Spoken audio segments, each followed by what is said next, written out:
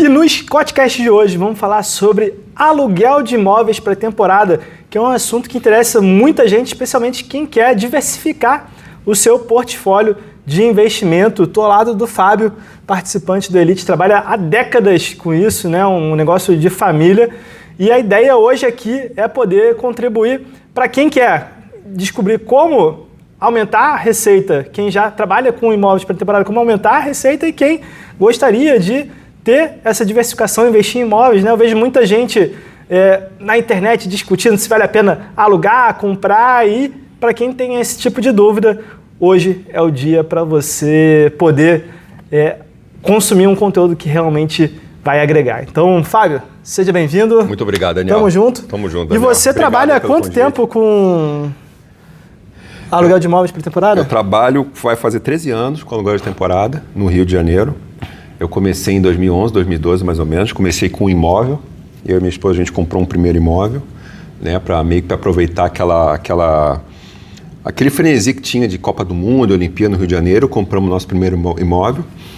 E do primeiro imóvel virou um segundo imóvel que meu pai comprou, virou um terceiro imóvel. Na época da Copa do Mundo a gente já tinha alguns imóveis, uns 5 ou 6 imóveis de amigos que começaram, né, a começar a pedir pra gente, pô, aluga o meu também e tal. O pessoal, amigo meu, começou a ver o movimento, né? Hoje a gente tem quase 50 imóveis na carteira e 2 casas em Búzios, né? E o mercado de aluguel de temporada no Rio de Janeiro em particular, no Brasil e no mundo como um todo, ele cresce muito, né? Desses 50 imóveis, você tem próprios? Entre 50 imóveis são entre próprios, entre alguns sublocados, que eu alugo e subloco, né? Mas a maioria são de clientes. E sublocação no Brasil? Não tem problema. A sublocação, ela, desde que você seja uma coisa prevista dentro do contrato que você vai fazer de locação, desde que o proprietário saiba, né? Não há problema nenhum, né? O proprietário, tem muito proprietário que às vezes prefere ter uma receita mensal mais recorrente do que a alocação de temporada em si, né? Mas E vale a pena alugar um imóvel para sublocar? No meu caso, vale muito. Você consegue Sim, no meu caso vale muito porque a alocação de temporada, né? A gente tem, eu costumo dizer 4 vantagens da alocação de temporada, né? A alocação de temporada, ela tem uma média de 30% a 35% de rentabilidade acima da alocação mensal, né? Por isso que eu alugo e subloco, né? Quer dizer, eu pago um aluguel mensal e consigo todo mês bater esse aluguel mensal cerca de 30% ou 35% acima, né? Então, o aluguel de temporada, ele te dá um retorno financeiro muito maior que o aluguel mensal. Você não tem problema de inadimplência, ou seja, a aluguel de temporada, todo mundo que entra no apartamento paga com antecedência, diferentemente do aluguel de mensal. Com o aluguel mensal, às vezes o cara entra, fica 3 meses e não paga, né? E aí você deixa de ter, aí vira um problema judicial. Quer dizer, o aluguel de temporada te dá mais dinheiro, te tira um problema de inadimplência, te tira um problema jurídico, né? Você não precisa e depois entrar na justiça para tirar o cara de dentro do seu imóvel. Ele te tira um problema de manutenção, né? Quer dizer, como a alocação de temporada, ela toda semana se aluga por temporada, né? Tem apartamento meu que não fica uma semana vazio. E como toda semana chega alguém, toda semana a gente está no apartamento, limpando, fazendo a manutenção, consertando as coisas, porque o apartamento ele precisa estar bom, precisa estar apto para sempre para a próxima alocação, né? Diferente do aluguel mensal, que você aluga 30, 40 meses, depois não sabe como é que vai encontrar o imóvel, né? Por fim, o aluguel de temporada, uma grande vantagem também é que você dispõe do apartamento na hora que você quiser, né? Então, o aluguel mensal, ao contrário do aluguel de temporada, ele te prende num contrato de 30, 35 meses e a vida muda muito, né, Daniel? Quer dizer, daqui a um ano, você pode precisar daquele apartamento, às vezes você quer passar um final de semana, quer passar 10 dias, quer emprestar para um amigo, quer emprestar para o filho. E deve ser, sei lá, se tem um imóvel, tem uma família morando no imóvel já há 2, 3 anos, você precisa vender o imóvel, você quer sair do país ou quer sair... Você está preso naquele contrato. Você está preso no contrato. Exatamente. E também está preso numa questão de relacionamento ali, de, pô, é chato você tirar a família, tem um desgaste, vai ter choro. Exatamente. Eu tenho alguns clientes que estão vendendo o imóvel e estão alugando por temporada, né? E aí a gente consegue manipular a agenda, né? Não, hoje tem visita do corretor, só que a alocação de temporada dá tanto retorno para o cara, né? Todo mês vai pingando aquele dinheiro e quando chega nos grandes eventos, né? Pinga um dinheiro razoável na conta, né? Já teve uns 2 ou 3 clientes que falam assim, pô, Fábio, deixa deixa alugando por temporada mesmo, vou parar de vender porque está me dando um retorno financeiro muito bom. Um retorno financeiro, a gente costuma dizer que acima de 1%, 1,5% é um retorno razoável dentro do aluguel de temporada. Quanto? Bem de 1 a 1%, quase 2% por mês. Se você for anualizar, Quer dizer, então o aluguel de temporada a gente anualiza a receita, Então o aluguel de temporada de janeiro a dezembro... Porque tem a sazonalidade, por exemplo, no Rio, no final do ano aluga muito mais que em julho. Você tem essa sazonalidade. Então se você pegar, vou dar um exemplo do Rio que é onde eu estou, você pegar o Ano Novo, o Carnaval, o Rock in Rio, e vários exemplos que tem no Rio tem jogo de futebol dos clubes do Rio, todos em Libertadores, e então a cidade fica cheia, Maratona do Rio, feriado, férias de julho, agosto o Rio fica muito cheio por conta das férias do pessoal do Hemisfério Norte, nos Estados Unidos, onde a gente está gravando. Então, a questão é você analisar o retorno. Então, você de janeiro a dezembro, você tem picos e você tem diárias que não são tão altas, mas você consegue manter uma taxa de ocupação muito alta. Você pega esse ano todo, divide por 12 e você vai te dar o real retorno que o aluguel de temporada te dá. E aí você tem você ganha, sei lá, 1,5%, 2% ao mês. Costumeiramente. Mais a valorização do imóvel se você for dono mais do imóvel. A valorização, Quer dizer, você ganha esse mais ou menos 1%, 2% em cima do valor do imóvel, de aluguel de temporada, E você mantém a valorização do imóvel, Quer dizer, você mantém o seu imóvel ocupado, você mantém a manutenção. A gente mantém o imóvel sempre com uma manutenção boa, Quer dizer, o seu imóvel não se degrada ao longo do tempo. O seu imóvel está lá sempre bonitinho, à espera do próximo hóspede, E hoje você tem 50 imóveis. Isso. Mas tem gente, sei lá, com um apartamento, alguma coisa que quer alugar. Só que para você já compensa ter uma equipe, você já conhece, já está há muitos anos, seu pai já trabalhava com isso. Sim. Só que para o cara que tem um imóvel que alugar, vale a pena para ele? O que você recomendaria para alguém assim? Para a pessoa que vai começar a trabalhar com isso? Não necessariamente trabalhar, mas ele tem um imóvel e pensa em deixar... Eu conheço muita gente, Minha família, minha avó tem uma casa em Nova Friburgo, no Rio. Sim, sim. E aí uma discussão que a gente tem na família é: vale a pena vender o imóvel ou vale a pena alugar? É numa localização boa, daria para fazer uma locação por temporada. Só que a gente não mora lá, a gente não tem estrutura, não tem conhecimento. O que você recomendaria? Eu recomendaria trazer para a minha empresa, Eu consigo montar a operação em qualquer lugar do Brasil, Hoje a gente tem uma operação no Rio de Janeiro, em Búzios, Minha operação está expandindo para Balneário Camboriú e São Paulo. E em qualquer lugar a gente consegue montar uma operação justamente para fazer o fluxo.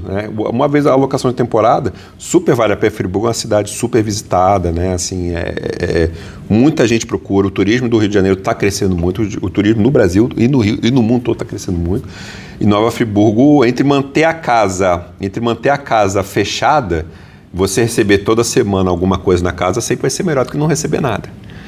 Então, hoje a gente tem uma equipe, eu tenho uma lavanderia que cuida do meu enxoval, A gente usa o mesmo enxoval para todos os imóveis, para facilitar a operação, A minha equipe de faxina é a minha equipe de governantes, que fazem check-in, check-out, vai checar o apartamento, se o apartamento está direitinho, ou a casa. E a minha equipe de manutenção também, que está 24 horas à disposição do hóspede proprietário, caso aconteça alguma coisa. Então...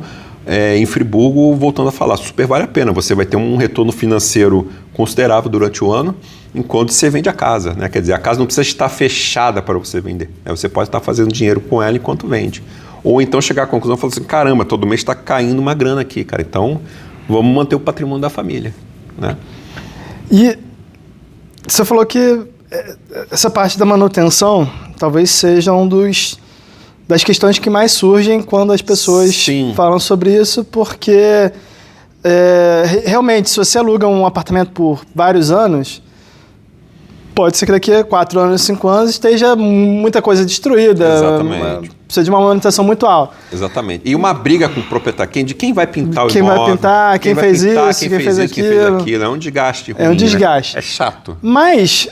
no aluguel para temporada, imagino que no Rio seja assim também, e eu já vi casos de gente que vai e fica 3 dias, mas destrói.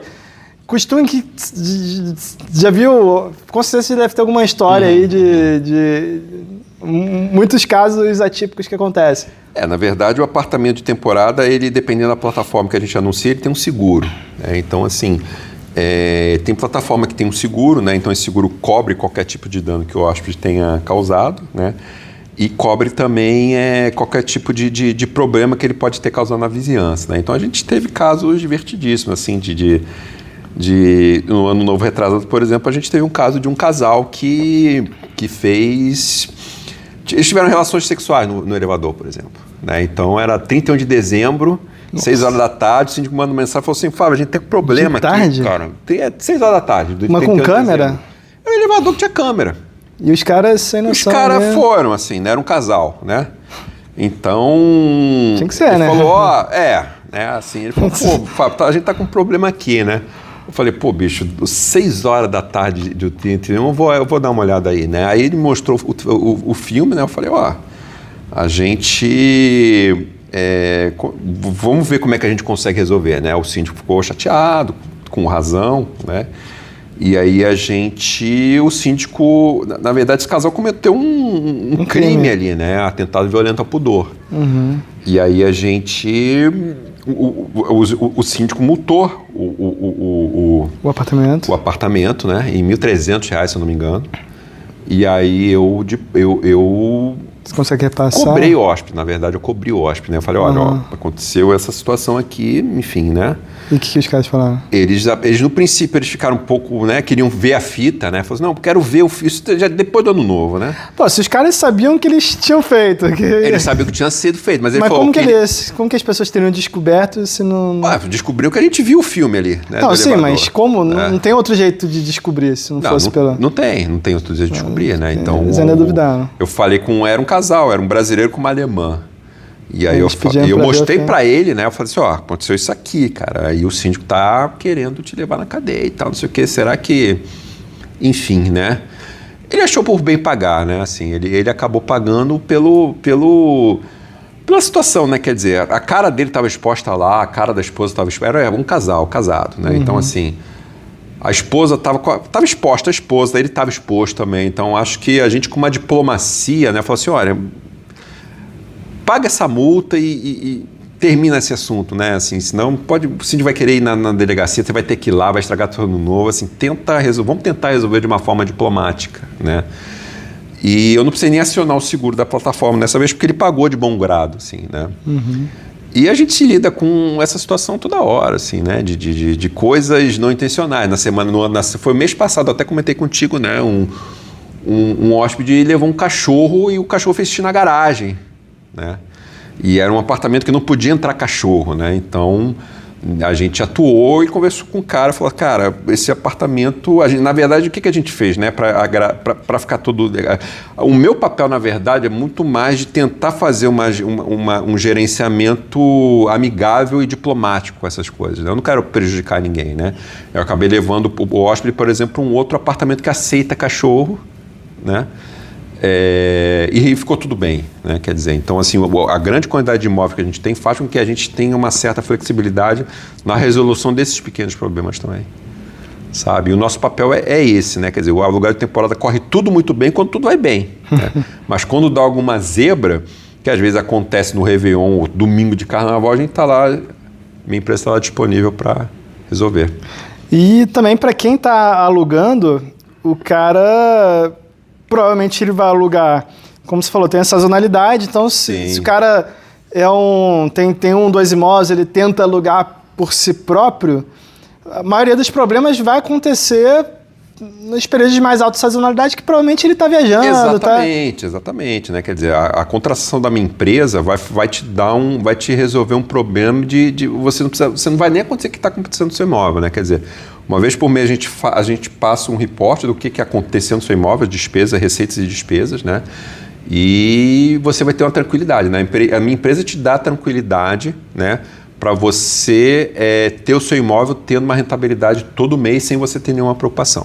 Né? Então, assim, se você tiver algum problema de que alguém quebrou alguma coisa, alguém causou algum tumulto, a minha empresa resolve para você. Então, você pode viajar à vontade, pode viajar no Ano Novo, pode viajar no Carnaval. A pessoa só precisa deixar o apartamento ali e você resolve o resto. Ela só vê pingar o dinheiro no... Exatamente. Uma vez por mês você vai ver o dinheiro pingando na sua conta sem você ter a preocupação com o hóspede ou com possíveis problemas que o hóspede vai causar para você.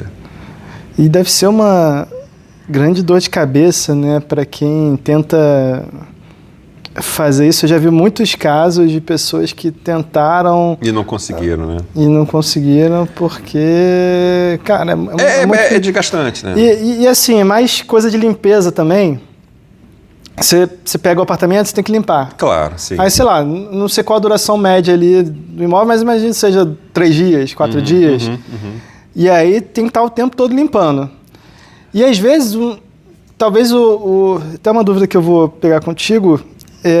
eu imagino que os apartamentos que mais aluguem sejam os menores, de 1 quarto.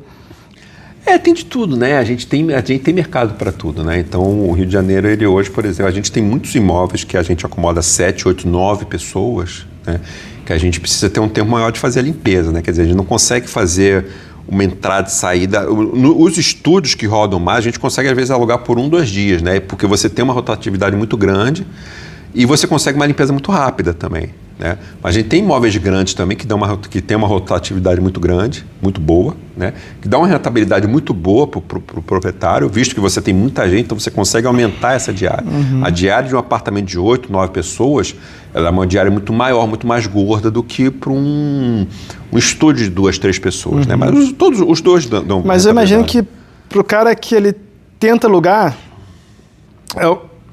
a limpeza seja um desafio, porque, sei lá, se ele tem um quarto-sala... Sim, sim. Você tem que contratar uma diarista... Uma diarista só para fazer... Que, lá em Curitiba, R$200, no Rio, talvez bem mais, só para fazer uma limpeza rápida. Exatamente. Você não tem meia diária... Na verdade, a limpeza...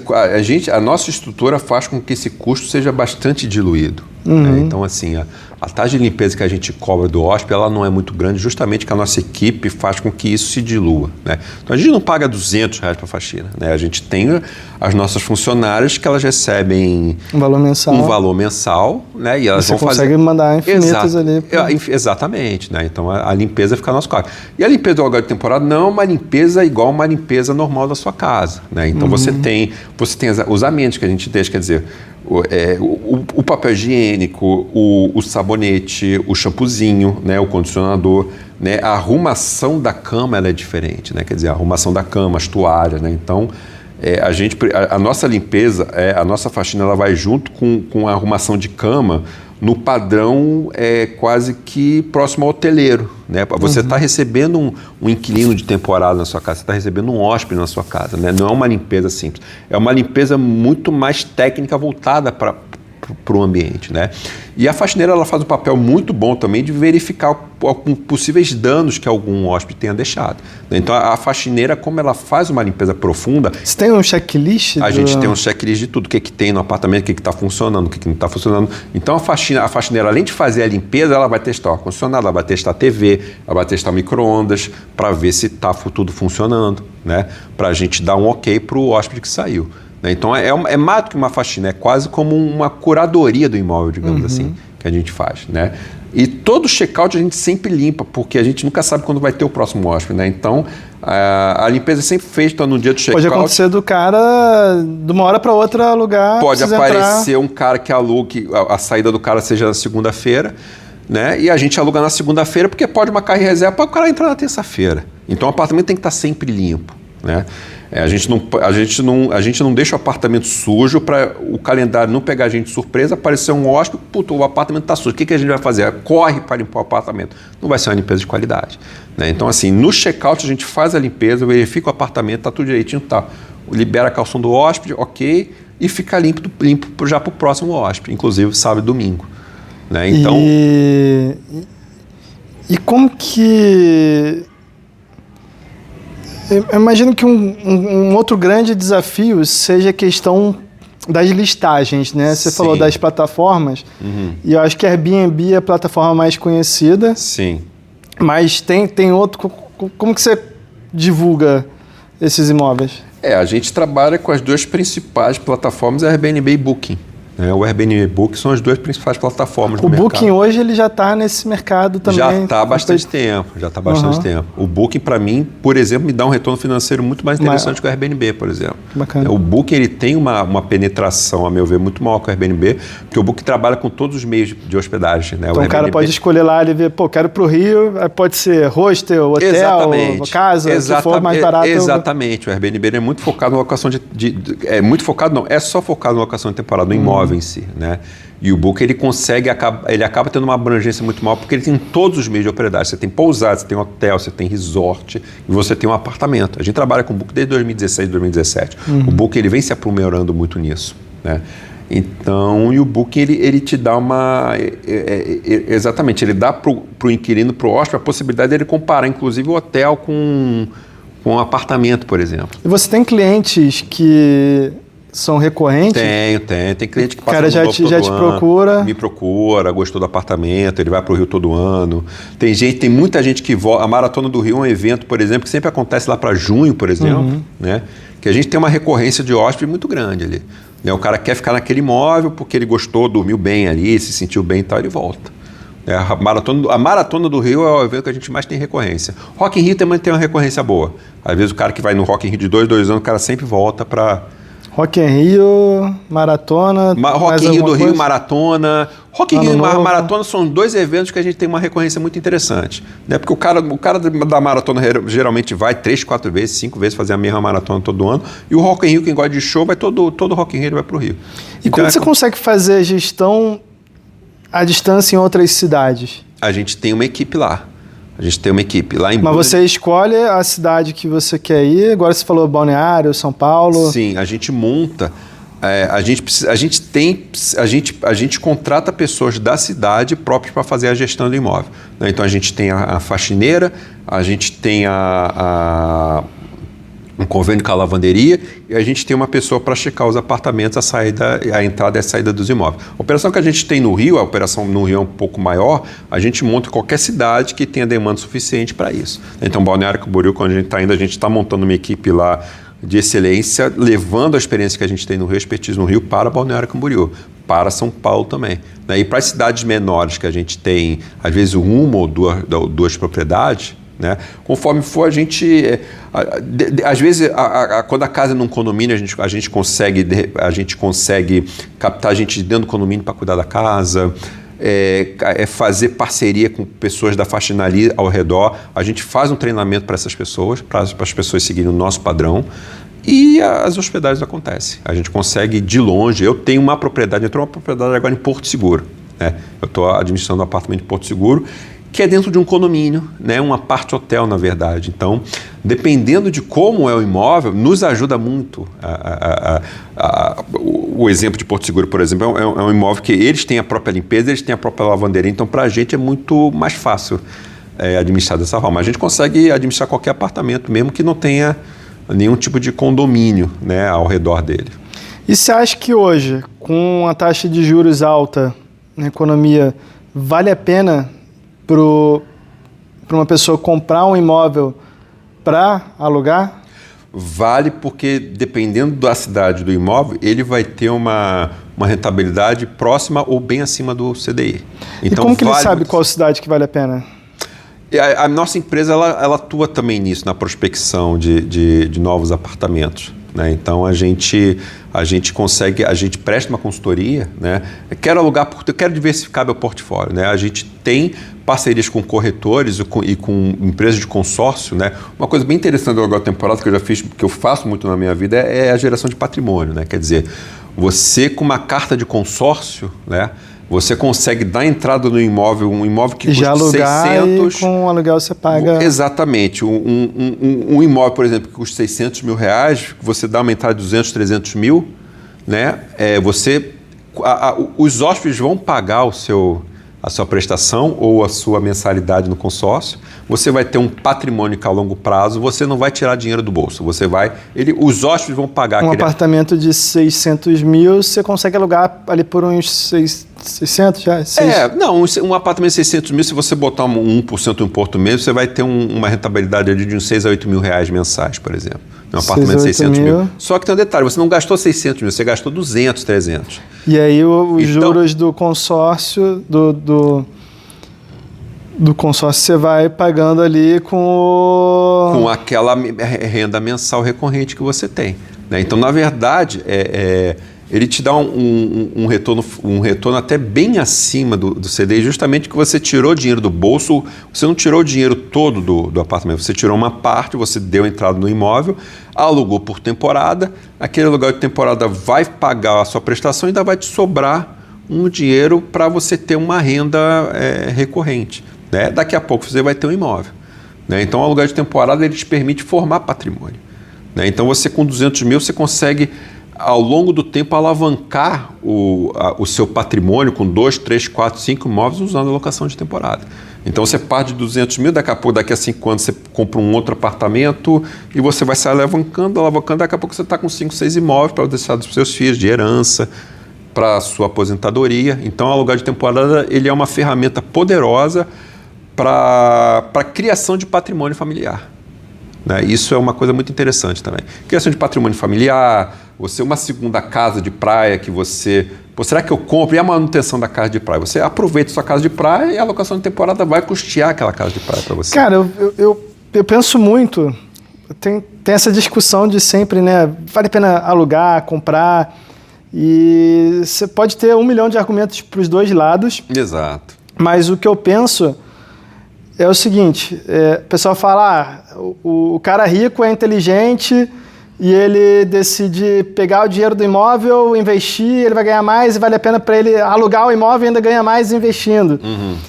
E eu penso o seguinte, se rico não tem imóvel, quem é dono de todos os imóveis que valem milhões e milhões? Se vai na Zona Sul do Rio, não tem imóvel que vale menos de 1 milhão. Não tem. Então, todo imóvel ele tem um dono milionário. Aquela discussão que a gente tem, é melhor comprar ou é melhor alugar, por exemplo, eu alugo, eu moro de aluguel.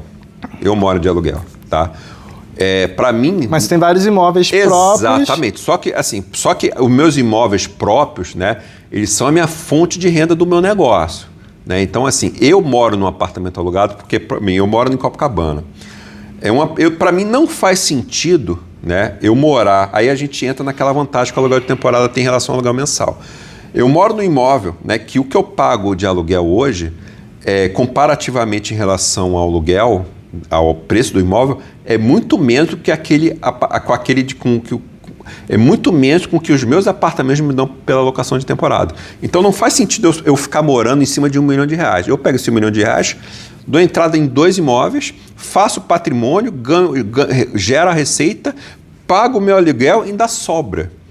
Entendeu? Então, na verdade, o meu patrimônio é feito através dos meus imóveis que eu tenho, a rentabilidade da minha empresa é em cima dos imóveis que eu tenho, né? E eu moro de aluguel mensal, porque para mim é muito mais vantajoso financeiramente. Não faz sentido eu morar em cima de um apartamento que pode estar me dando uma renda do aluguel de temporada, né? E que o dono do apartamento não escute, porque se ele botar o meu apartamento que eu moro, se ele me tirar de bar e botar para alugar de temporada, ele vai ganhar um triplo que eu pago lá. Né? Então, que ele não me escute. Né? Mas a conta é essa. E, Fábio, momento arroba. Para quem quiser, quem está interessado em saber mais sobre aluguel de temporada, o que você tem a oferecer para essas pessoas e como que elas podem te encontrar? Meu WhatsApp é o 21 998587945, me manda uma mensagem lá. O meu Instagram é by_voyagevip, né? Então, me adiciona lá, me manda uma mensagem. Qualquer dúvida que você tiver em relação à locação de temporada, me manda uma mensagem, me liga, me adiciona no WhatsApp, me adiciona no Instagram, que eu estou à disposição de você. Tamo junto. Então, muito obrigado. Obrigado pela presença. Muito obramos Obrigado aqui pela oportunidade de falar aí pro teu Estamos direto aqui de Orlando, na Flórida. Quero ver quando você vai expandir as operações aqui para... Estamos aqui para isso. A gente está aqui em Orlando justamente para... E pessoal, quem chegou até aqui no final desse vídeo, deixa o like que é muito importante. Deixa um comentário se você tem dúvidas aí para o Fábio ou dicas, sugestões para os próximos vídeos. Deixa aqui embaixo. A gente se vê na próxima e, como sempre, muito obrigado por assistir. Obrigado, pessoal.